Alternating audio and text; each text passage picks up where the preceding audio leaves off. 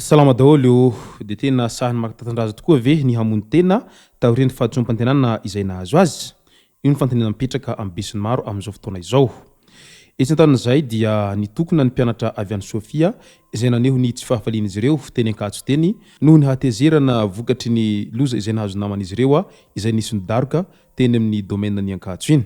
Any vodovorona indray dia efa hita fa nitokona ny mpianatra ny vodovorona tamin'ity herinandro ity izay manao fitakiana isan-karazany amin'ny zavatra izay ilain'izy ireo mba hampandeha ny fianaran'izy ireo. Kolikoly eto Madagasikara 5.7 miliara ariary ny fanodikodiana-bola-panjakana teny amin'ny Paky ny taona 2024. Madagasikara hapetraka ny filan-kevitra ara-toe-karenina, ara-tsosialy sy ara-kolotsaina ary ny farany dia any Ambilobe izay hahazo vola isaky ny 2 volana ao anatin'ny 3 taona commune 10 no isantatra izany.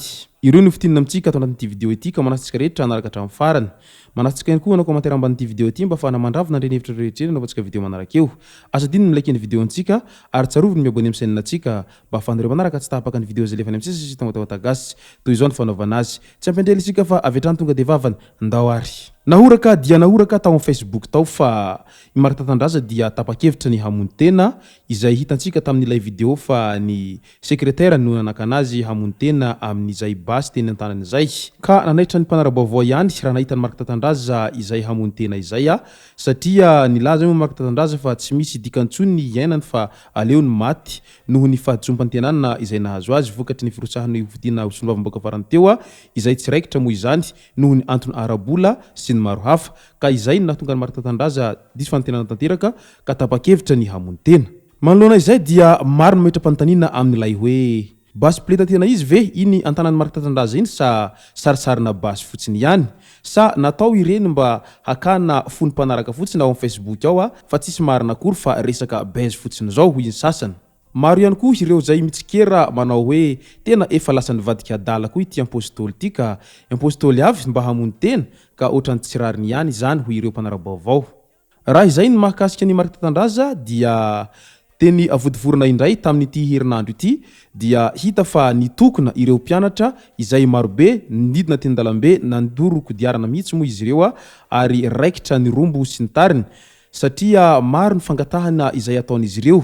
Eo ihany ny fangatahana ny vatsim-pianarana sy ny maro hafa, etsy andanin'izay ihany koa ny fangatahana fametrahana ny wifi sy ny zavatra isan-karazany izay ilain'izy ireo amin'ny fianaran'izy ireo zay mba hahamora ny fianaran'izy ireo sy ny fanaovan'izy ireo fikarohana isan-karazany ka izay no nahatonga ireo mpianatra nidina teny an-dalambe satria mahatsapa ireto mpianatra fa maro ny zavatra tokony mbola ilain'izy ireo izay mbola tsy tafapetraka eny anivon'ny université na vodovorona amin'izao fotoana izao ka io no nahatonga ny tsy fahafalian'izy ireo izay nidina an-dalambe mihitsy moa izy ireo tamin'izany ka nilanilany ny mpitandro ny filaminana izay nandravana an'izany fitokonan'izy ireo izany.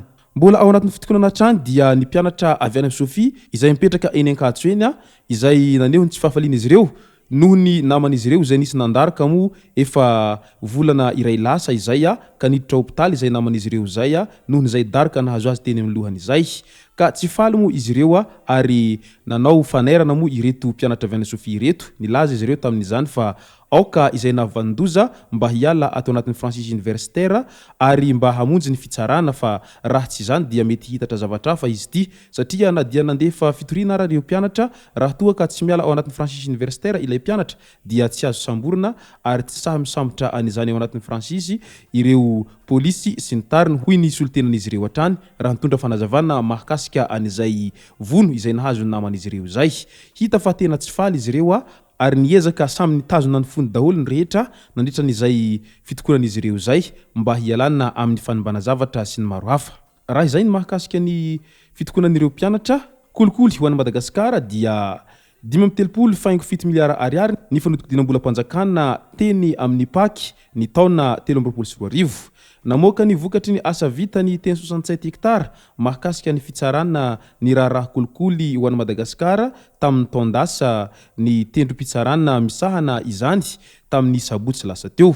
Tsy karitra tao anatin'izany fa tsy miova ny fomba fisehon'ny kolikoly ho an'i Madagasikara ary mbola ny ao amin'ny fahefanam-panao lalàna sy fahefanam-panatanteraka ary ireo mpitandro ny filaminana sy mpisehatra amin'ny fambolena sy fiompiana ihany no lohalaharana amin'ireo fanaovana fanadihadiana ireo. Eo amin'ny resaka antotanisa indray nahatratra 7,700 ireo raharaha niditra teny amin'ny fitsarana miady amikolokolo tamin'ny taona 2024 ka olona 7,700 no voarohorohy tamin'izany. Nahazo fahafahana vonjomaika ny 10,100 tamin'izy ireo. Na raha namaso ara-pitsarana na sous contrôle judiciaire kosa ny 12,100 ary nahiditra amponja vonjomaika ny 4,20. Araky ny tatitra hatrany nahatratra 5,7 miliara ariary ny vola niakatra tao amin'ny fitsarana misahana ny ady amin'ny kolikoly mahakasika ny fanodikidinam-bolam-panjakana tamin'ny taondasa iny.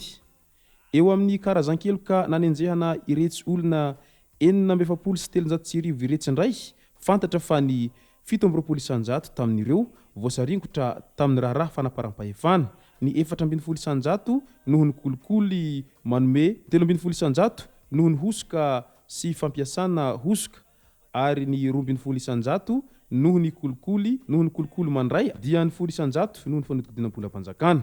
Io no tatitra izay navoaka ny gazetiko tamin'ity herinandro ity. Madagasikara hapetraka ny filan-kevitra ara-toekarena, ara-tsosialy ary ara-kolotsaina.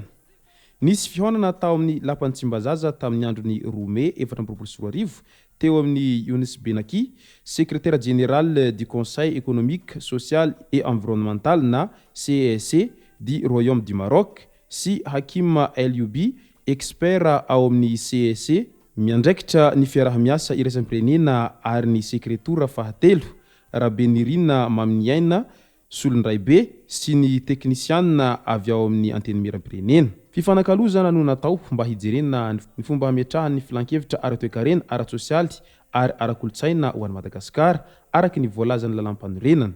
Ny filan-kevitra dia rafitra hanome ny heviny mahakasika ny tolo-dalana volavolan-dalana hitsinjovana na didim-panjakana izay manana endrika ara-toekarena, ara-tsosialy ary ara-kolotsaina ankoatra ny lalàna mifehy ny fitantanam-bolam-panjakana. Misy ny rafitra iombonan'ireo firenena efa manana io filan-kevitra io toa ny Maroc ka fizarana traikefa no fanakalozana. Mbola hitohy ny fampidinihana amin'ireo tompon'andraikitra isan-tsokajina ataony ireto solon-tenany CSE ireto. Hisy ihany koa ny atrikasa izay karakaraina rahampitso zoma 3 Mai 2024 ao amin'ny ministeran raharaha-mbahiny entina hamelabelarana ny mahazava-dehibe ny fananganana io filan-kevitra io. Ambilobe ahazo vola isaky ny 2 volana ao anatin'ny 3 taona ny kominina 10 no isitraka an'izany. Efa tonga any an-toerana ity tetikasa vatsianan-kohonana izay mitsinjo ireo tena marefa ara-piainana ity. Araky ny fanazavana no entin'ireo tompon'andraikitra dia zaza 2 amin'ny ankohonana ny tena marefo no mahazo azy ity. Zaza 5 taona noho midina dia mahazo 5,000 ariary isany isaky ny 2 volana mandritra ny 3 taona ary ny zaza 4 taona hatramin'ny 12 taona kosa dia mahazo 4,000 ariary isany isaky ny 2 volana mandritra ny 3 taona. Hatreto dia mbola kominina 10 ao anatin'ny distrika ity no misantatra ny fahazahoana izany. Ary misy fanatadiana lalina nataon'ny projet FID mialohan'ny fizarana azy ity mba ahafantarana ny ankohonana tena marefo. Miara-miasa amin'ny projet FID eo amin'ny fanatontosana azy ity Imari Texina, délégué de la population ao Ambilobe ary ireto tompon'andraikitra maro isan-tsokajina. Izay raha ny mahakasika an'iny vidéontsika iny tompoko lasy tompoko vavy misaotra antsika rehetra naraka hatramin'ny farany. Manasa antsika hanao commentaire ambanin'ity vidéo ity mba ahafahana mandrapana ireny hevitra rehetra ireny novantsika vidéo manaraka eo. Asa dininy milaiky ny vidéontsika ary tsarovy miabone amin'ny chaîne antsika mba ahafahana manaraka tsy tahapaka ny vidéo zay lefa misy tao matabatagasi. Tompoko lasy tompoko vavy mangasitraka dia mbarary soa.